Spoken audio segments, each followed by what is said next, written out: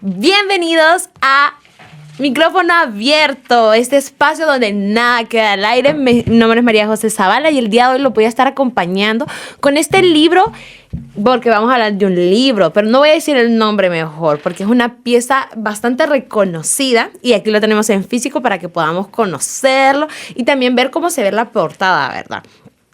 Estamos en Micrófono Abierto, el espacio donde nada queda fuera del aire. Hoy abrimos nuestros micrófonos a una pieza de literatura hondureña que es, sin duda, un pilar de nuestra identidad nacional. Hablo de Con la misma herradura de nuestro innombrable Ramón Amaya Amador, que es un nacido de aquí de Honduras, de Olanchito. Y es el autor de este libro que tenemos aquí con ustedes, para que lo puedan ver. Pero creo que antes de sumergirnos en la historia, creo que es importante que hablemos la persona detrás de esta historia. ¿Quién es el encargado de escribir y darle historia o realce a esta historia bastante interesante que el día de hoy vamos a estar compartiendo? Ramón Amaya Amador no es solo un nombre en un libro de texto. Es una figura fundamental en la literatura centroamericana, nacido en Olanchito, un pueblo que él mismo inmortalizará. Fue un periodista comprometido y un escritor incansable. Podemos recordar a Ramón Amaya Amador por Prisión Verde, Cipotes o este montón de obras que son bastante famosas y, digamos, las personas que han estado como en el sector público o a los que no, les ha tocado más de alguna vez, yo creo que para alguna clase, leer estos libros que la verdad son bastante interesantes y, como les digo, es esa identidad nacional que el día de mañana que estemos en un país fuera es lo que creo yo que nos va como a resaltar, que es lo que nos hace más interesantes ante los tantos autores que han existido, ¿verdad? Y no es por desprestigiar de ningún país, ¿verdad? Sino que simplemente también hay que darle ese lugar a nuestro orgullo y a nuestros hondureños que también se dedican a eso de escribir, de narrar historias, que tal vez no todos tenemos ese talento, pero que los pocos que lo tienen, que podamos apoyar, ¿verdad? Amaya Amador no escribía desde una torre de marfil, vivía y sentía las luchas de su pueblo. Sus novelas son espejos de la realidad hondureña, explorando temas como la explotación de los trabajadores, la lucha por la tierra y la resistencia campesina. Fue un hombre que, a pesar de la persecución política que lo llevó al exilio, nunca dejó de alcanzar su voz por los desfavorecidos. Por eso, cuando leemos Con la misma herradura, no solo estamos ante una novela, sino ante el testimonio de un hombre que dedicó su vida a darle voz a los que no lo tenían.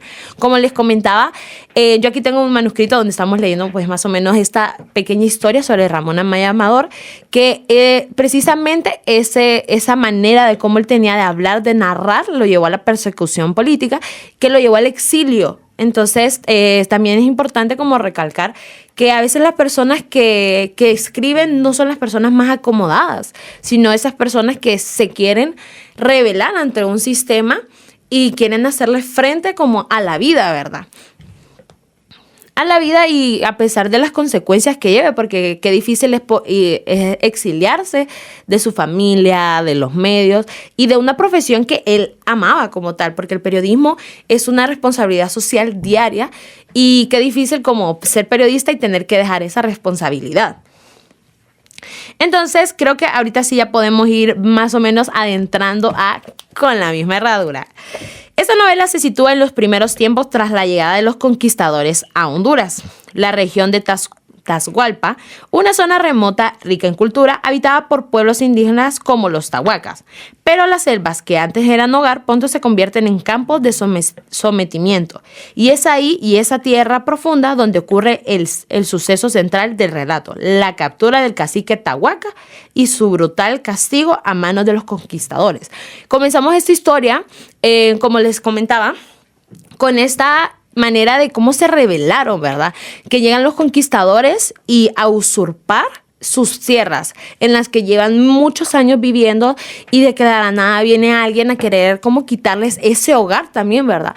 Que les pertenece, ese poquito pedazo de tierra que es difícil para ellos como ser parte detenerlo. Aparte que ellos, yo siento que las personas que les cuestan más las cosas son las personas que más las aprecian y más las cuidan. Entonces, qué difícil como despojarte como de esa tierra que por tantos años ha sido tuya, y por una persona que cree que viene a usurpar o a quitarte sin ninguna razón o sin ningún algo válido con que te lo puedan quitar, ¿verdad? Entonces, considero que eso fue muchas cosas por las que hoy Honduras está como está, también por esa manera en cómo los españoles vinieron a conquistarnos, y así como hicieron un bien, también hicieron un mal, quitándole pues a esas etnias que al final son nuestra identidad. Y hoy en día existen muy pocas etnias, y triste, ¿verdad? Porque al final creo que es lo que más resalta y más real se tiene nuestra identidad nacional. Pues cómo nosotros podemos venir a conocer cómo somos ahora si no conocemos nuestros ancestros, si no sabemos que tenemos raíces de los garífunas, de tantas etnias que han estado aquí en Honduras. Entonces es importante saber eso, ¿verdad? De igual manera, o sea, la iglesia estaba en contra de las mismas personas de aquí, pues al final los españoles vinieron a imponernos también una religión. Y con esto, también el miedo como a la iglesia, ¿verdad? El miedo a un Dios. Entonces, obviamente ellos se sentían como atacados y se sentían mal.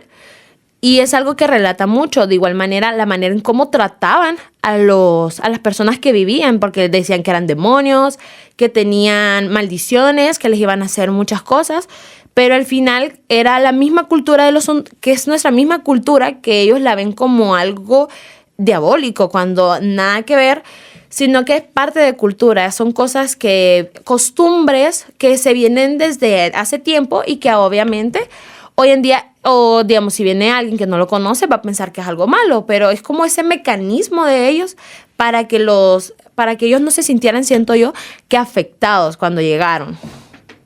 Porque el general Daza era como el más top, y el momento de que ellos deciden que van a ir a evangelizar, que en teoría es que no iban a evangelizar, sino que iban a usurpar las tierras de los mismos campesinos, ¿verdad? Y de las etnias. Ahora tenemos ¿quién es el personaje principal? Una gran pregunta que cuando leemos un libro es importante saber o identificar quién podría ser nuestro personaje principal.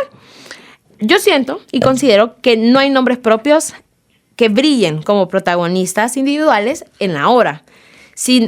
Pero quiero destacar al cacique Tahuaca, los frailes conquistadores, y cada figura parece más simbólica que personal.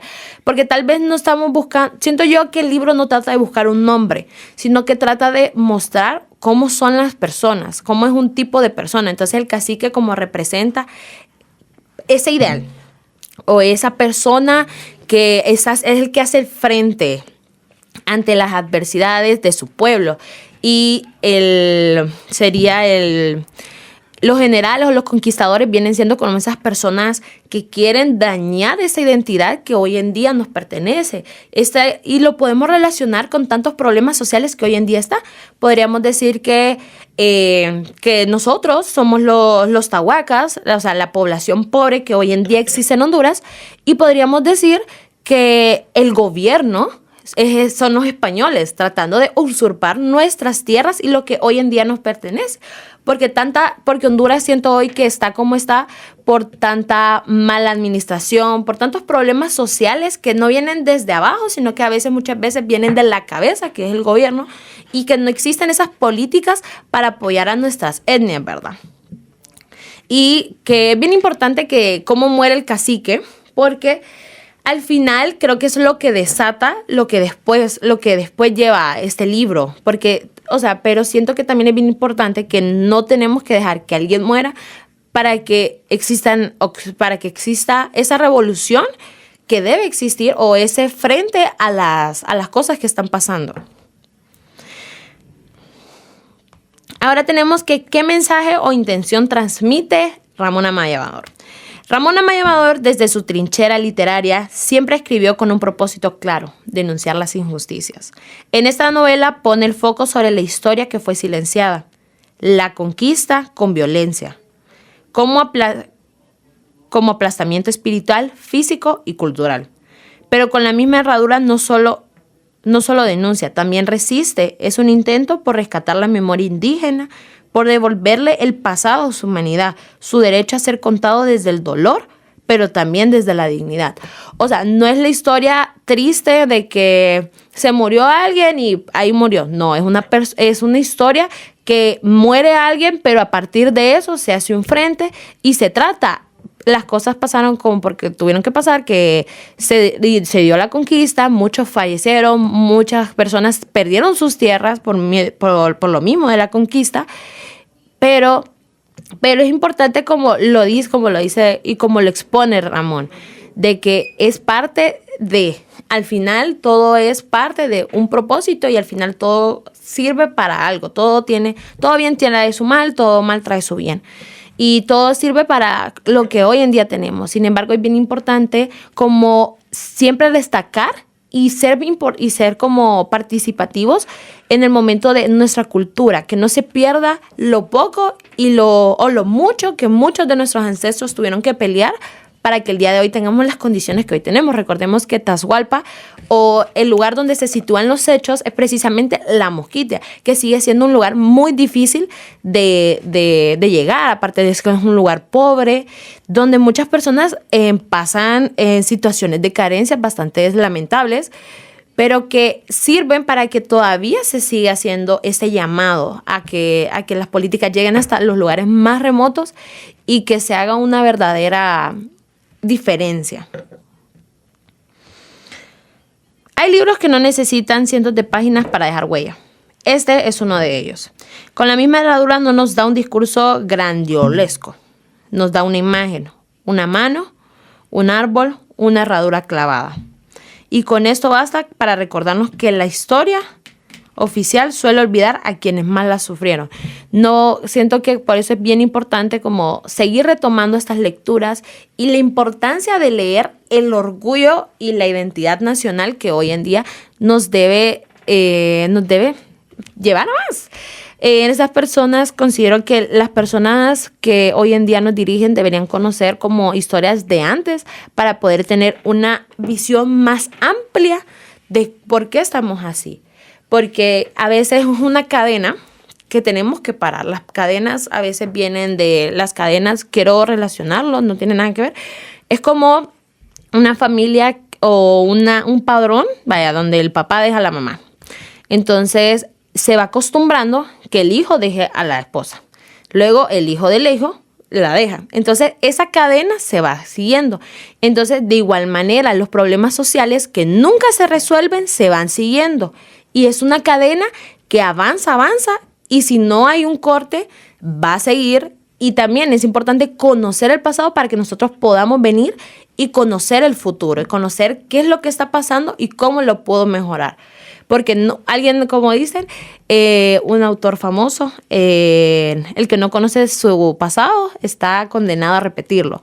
Entonces, un llamado a todos a conocer ese pasado, cómo sufrieron nuestros indígenas, porque al final del día, todas esas canciones que andamos celebrando o que andamos cantando ahorita en las festividades patrias, en el mes de septiembre, que todos nos llenamos de identidad nacional, nos damos cuenta que ¿qué sabemos de nuestra identidad nacional? ¿Dónde queda esa responsabilidad de lo hondureño? Porque esa no creo que es una responsabilidad solo de las cabezas del país, sino de cada hondureño, de que conozca su historia. Y aparte de conocerla, aprenderla, querer contarla, querer explicarla a los demás, que no se quede como en ese pequeño lugarcito de nuestras cabezas, sino que esa pueda crecer. Porque como les digo, el libro es una denuncia a lo que está pasando, a lo que pasó y cómo ellos sufrieron, porque fue una lucha de sangre, de cómo dizque evangelizaban, pero verdaderamente de evangelización no era nada que ver.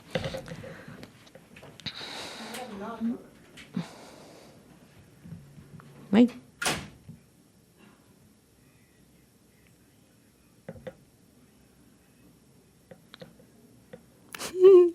Y sí, quiero que leamos un poco para que podamos finalizar esta primera edición, queriendo hacer más, ¿verdad? De que podamos seguir conociendo esa identidad y seguir cada día queriendo aprender un poco más de nuestra identidad. Entonces vamos a leer un poco para ver, para que ustedes también dejar esa semillita, para que ustedes puedan también adentrarse en este mundo y conocer un poco más. En esta novela, el autor hilvana el hecho histórico en una trama narrativa, cargada de la descripción del escenario feroz de la Mosquitia, hasta donde se han desplazado los frailes franciscanos Esteban de Valdete, Juan Montalvo y el capitán Alonso de Daza, junto con su tropa, para fundar una misión. El propósito es reducir y evangelizar a los rebeldes tahuacas. Alonso de Daza actúa obsesionado por la idea de encontrar el templo de oro en el que los indígenas guardan sus tesoros. Con ese propósito, capturan a un cacique tahuaca, lo torturan y lo asesinan, sujetándole con una herradura una de sus manos, clavándole en un árbol. Los tahuacas vengan la muerte de su cacique, decapitando a los frailes y clavando a Daza con la misma herradura, al estilo de los conquistadores. Esa novela, hasta ahora inédita, fue terminada por Ramón Amaya Amador en 1963. Esa historia de revancha, de denuncia, y es bastante interesante. Solo el pequeño resumencito que trae el libro es bastante impactante de cómo se daban las cosas en aquel tiempo. Y si pudiera lo volvería a leer, porque sí me dejó como ese sabor de más, de querer saber más, de qué más podemos hacer por nuestro país. Y agradecer, claro, a Ramón Amaya Amador por habernos dejado un gran legado de patrimonio cultural a Honduras. Y pues agradecer, ¿verdad?